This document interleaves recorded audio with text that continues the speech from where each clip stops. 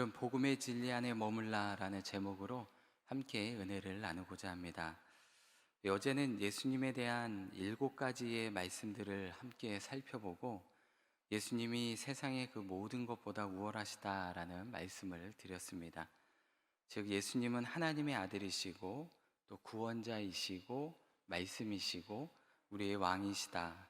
그리고 천사는 예수님을 경배하도록 창조된 피조물에 불과하다라는 것을 말씀드렸습니다. 그에 이어 오늘 2장에서는 천사를 통해 주어진 이 율법이 소중히 여김을 받던 그 과거를 회상하면서 예수님을 통해 받은 구원이 얼마나 소중한 것인지 다시 한번 기억하고 있습니다. 그리고 예수 그리스도께서 낮아진 것은 바로 우리의 구원 때문이지 천사보다 못하기 때문이 아님을 이렇게 다시 한번 강조하는 것을 보게 됩니다.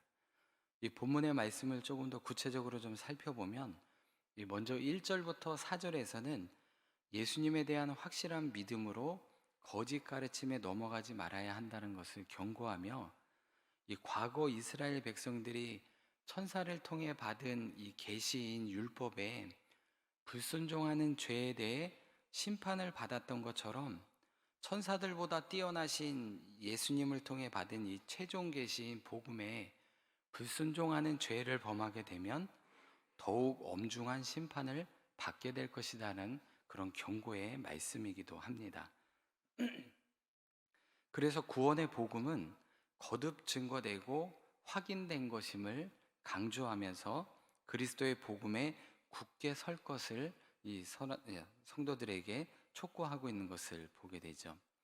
이어서 5절부터 18절까지에서는 예수님께서 성육신하셔서 이 비천한 인간처럼 되신 이 사실에 대해서 유대주의자들은 그리스도가 천사보다 못한 존재가 되었다라고 이렇게 생각하며 예수님을 경배의 대상이 될 수 없다라고 주장한 것을 볼 수가 있습니다. 여기서 저희가 이해를 돕기 위해 한 가지 좀 말씀을 드리면, 이 당시 유대주의자들에게 많은 영향을 주었던 이 설은 바로 영지주의자들의 설입니다. 이 영지주의자들은 이 영은 선하고 육체는 악하다라는 이런 주장을 했습니다.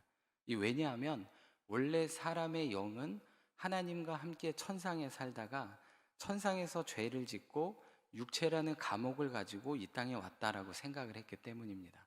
그래서 육체의 감옥을 빨리 벗어나서 하나님이 계신 곳으로 가야만 우리가 선해진다라고 생각을 하고 가르쳤던 것이죠. 그래서 이걸 유출설이라고 이렇게 이야기를 합니다.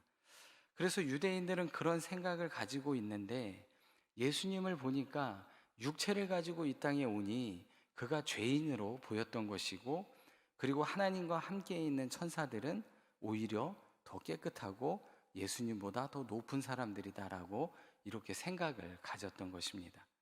그래서 본문에서는 그에 대한 해명을 하면서 예수님이 성육신을 하신 것이 경배의 대상이 되지 않는다는 건 잘못되었다는 것을 말씀하고 있는 것입니다. 그래서 본문에서 예수님께서 성육신하셔서 낮아지시게 되신 것은 천사보다 못해서 그렇게 된 것이 아니라, 그렇게 이 예수님께서 잠깐 우리의 몸을 가지시고 이 땅에 오신 것은 한시적인 것이라고 6절과 7절에서 시편 8편의 말씀을 인용해서 강조하고 있습니다. 그리고 예수님께서 그와 같이 한시적이나마 천사들보다 낮아지신 것은 하나님이 택한 자녀들을 대신해서 고난을 당하심으로 그들을 형제로 삼으시고 죽음의 권세를 가진 마귀를 멸망시켜 성도들을 죄와 죽음에서 구원하기 위함이다라고 이렇게 밝히고 있습니다. 그래서 예수님이 구원의 이 경배를 받으시기에 합당하신 분이다라는 것을 강조하며 설명하고 있는 것입니다. 이 아울러 18절에 예수님께서 인간과 같이 되심으로 성도들의 죄를 대신할 수 있었음은 물론이고 친히 시험을 받고 고난을 겪으셨기에 시험을 지금 받고 있는 자들을 친히 도우시고 계신다라고 이렇게 말씀해 주고 있습니다. 그러니까 예수님의 낮아지심은 그저 단순한 낮아지심이 아니라 성도들을 구원하시기 위한 일이셨고, 또 우리의 삶을 도와주시기 위한 친히 그 모든 것들을 경험하신 필연적인 사건이라고 이야기를 하고 있는 것입니다. 그러므로 우리의 삶 속에서 시험을 당하거나 고난 속에 있다면 이 예수님을 바라보시길 바랍니다. 우리를 도우시는 주님으로 인해 매일의 삶 속에서 소망을 가지고 기쁨으로 살아갈 수 있게 될 것입니다. 그러면 오늘 본문을 통해 주시는 영적 교훈 한 가지 살펴보겠습니다. 그것은 복음의 진리 안에 머물라라는 것입니다. 즉, 이 말은 복음의 진리에서 떠나는 자는 구원에 이르지 못한다라는 것을 말하는 것이죠. 1절 말씀을 보면, 그러므로 우리는 들은 것에 더욱 유념함으로 우리가 흘러 떠내려가지 않도록 함이 마땅하니라 라고 이렇게 말씀하고 있습니다. 이 여기서 들은 것이라고 말하는 것은 그리스도에 대한 복음을 말하는 것이고, 또 흘러 떠내려가다라는 말은 이 풍랑이나 조류에 의해서 이것을 주의하지 않으면 배가 항구로부터 멀리 표류하게 되는 그런 말의 의미를 가지고 있습니다. 그래서 여기서는 구원의 안식처에서 멀어지다라는 그런 의미로 표현되어 있는 것이죠. 따라서 본절의 의미를 다시 한번 생각해 본다면, 구원의 안식처에서 멀어지는 일이 없도록 복음에 더욱 주의를 기울여야 한다라는 것입니다. 조금 쉽게 말씀드리면, 복음의 진리에서 떠나는 자는 구원에 이르지 못한다라는 말씀인 것이죠. 이렇게 말하는 이유가 있었습니다.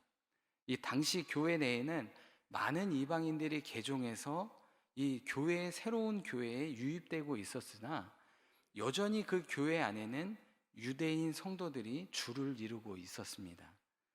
이들은 복음에 대한 충분한 이해를 가지고 있지 못했기 때문에 이전에 자신들이 속해 있던 유대교와 새로 생긴 이 기독교의 본질적인 차이에 대해서 제대로 인식하지 못하고 있었던 것이죠. 그래서 그들에게 기독교는 사실 그렇게 중요하지 않았던 것입니다.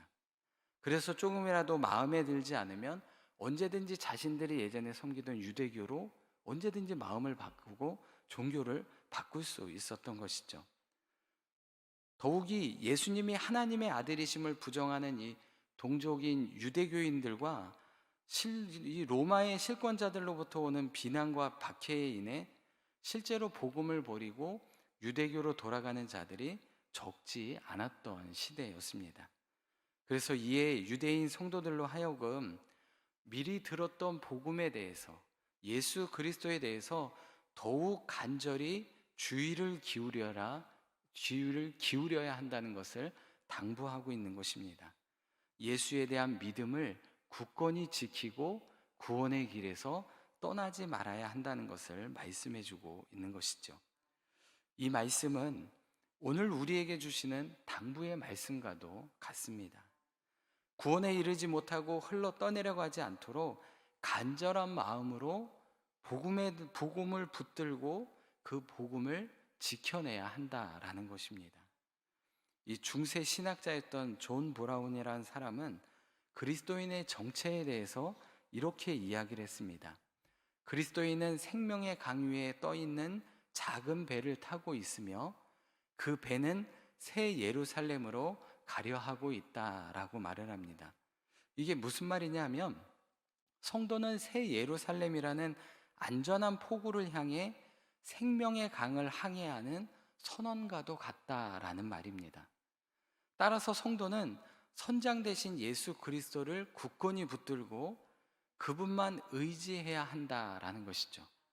그래야 안전한 포구에 도착할 수 있기 때문에 그렇다는 것입니다. 만약 그렇게 하지 않으면 시험의 바람이 불어서 흔들리고 부패한 습성의 조류에 의해서 배가 뒤집어질 수도 있고, 박해와 유혹의 풍랑에 휩쓸려서 방향을 잃고 어디로 갈지 모르는 난파하기 때문에 그렇다는 것이죠. 결국 죽음의 바다로 흘러 떠내려갈 그런 삶을 살 수밖에 없다라는 것을 말하는 것입니다. 이 고린도전서 5장의 말씀을 보면 고린도 교인들이 헬라인들의 문화와 풍속에 사로잡혀서 믿음을 저버릴 위험 가운데 처해 있게 되었습니다. 그때 그들의 삶을 보면 정말 그들은 우상을 숭배하기도 하고 음행을 저지르는 일들을 아주 쉽게 범하는 것을 보게 됩니다. 이에 바울은 출애굽한 이스라엘 백성들의 예를 들며 그들을 가르쳤습니다. 출애굽 당시 이스라엘 백성들은 하나님의 구원의 은혜를 체험했음에도 불구하고 광야의 삶을 살며 고통을 맞자 그것을 견디지 못하고 애굽 생활을 다시 기억하며 끊임없이 하나님을 대적하다 결국 모두 광야에서 죽음을 당했다라는 말씀을 통해 그들을 가르쳤습니다. 무슨 말입니까? 구원의 길에 올바로 서지 못하면 결국 죽음을 맞이할 수밖에 없다는 것입니다. 그리스도인은 항상 세상의 유혹과 시험, 박해 등의 위협 앞에서 신앙을 포기하고 싶은 이런 위기를 정말 많이 맞게 됩니다. 최근 들어 우리의 삶을 보면 그것이 더 심해진다라고 말할 수 있습니다. 그러므로 이것을 명심하고 순식간에 이 세상의 쾌락에 그저 빨려가는 인생으로 살아가는 것이 아니라 영원한 안식에 또 우리에게 생명을 주신 예수 그리스도를 바라보며 우리 주님만을 의지하며 살아가는 삶이 되어야 한다라는 것입니다. 그래서 어리석은 삶이 되지 않도록 우리의 믿음을 굳건히 지켜내시는 저와 성도님들이 되시기를 바랍니다. 예수님만이 우리의 구원자이시고 위로자이시고 치료자이시고 우리의 예배의 대상이 되시는 줄로 믿습니다. 그 주님만을 굳건히 믿고 지키는 우리의 삶이 되시기를 바랍니다. 기도하겠습니다.